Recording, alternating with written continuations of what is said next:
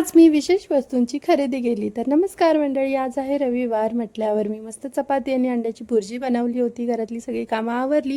गॅलरीमध्ये कडक कडक ऊन पडलं होतं. मस्त कपडे वाळत दुपारी सगळं आवरून मी मस्त रेडी झाले होते. आम्ही बाहेर जाणार होतो, पण हा ड्रेस मला काही व्यवस्थित वाटत नव्हता म्हणून मी ड्रेस चेंज केला आणि रेड कलरचा ड्रेस घातला. आम्ही निघालो होतो राजीव गांधी प्राणी संग्रहालयामध्ये. जाताना पहिल्यांदा उसाचा रस प्यायलो आणि आतमध्ये गेल्यानंतर ऑनलाईन दोघांचं पण तिकीट काढलं. आज रविवार आहे, सो खूप सारी गर्दी होती. आतमध्ये गेल्या गेल्या छान पाण्याचा फाउंटन बघायला भेटला. त्याच्यानंतर आतमध्ये पहिल्यांदा गेले तर इथे छान अशी व्हिडिओज फोटोज वगैरे सुद्धा काढून घेतले.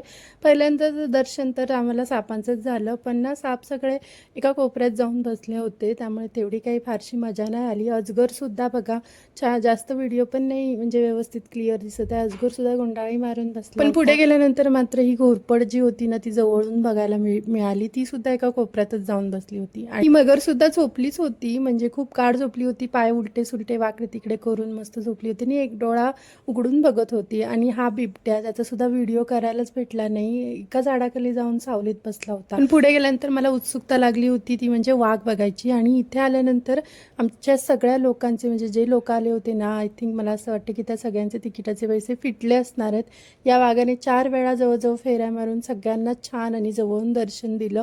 खूप साऱ्या लोकांनी फोटोज व्हिडिओज पण केले आणि अगदी ऐटीत आणि रुबाबात हा वाघ फिरत होता आमच्या समोरूनच. त्यामुळे ह्याला बघून तर असं वाटलं की हा आपले पैसे फिटले. तिथून पुढे गेल्यानंतर पांढरा वाघ होता, तो तर काही नुसता तिथल्या तिथेच फिरत होता.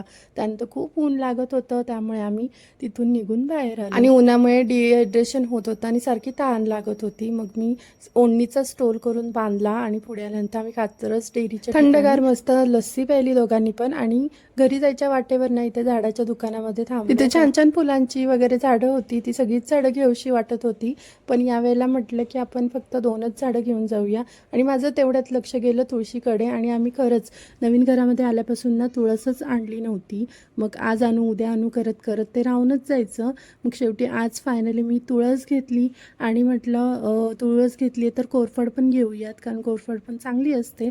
सो मग कोरफड घेतली आणि एक फुलाचं झाड घेतलं. सो ह्याच मी विशेष वस्तू खरेदी केल्या, जे की मला खूप गरजेच्या होत्या. सो चला मग बाहेर भेटूया पुढच्या ब्लॉगमध्ये. Thank you so much for watching. Okay, bye bye.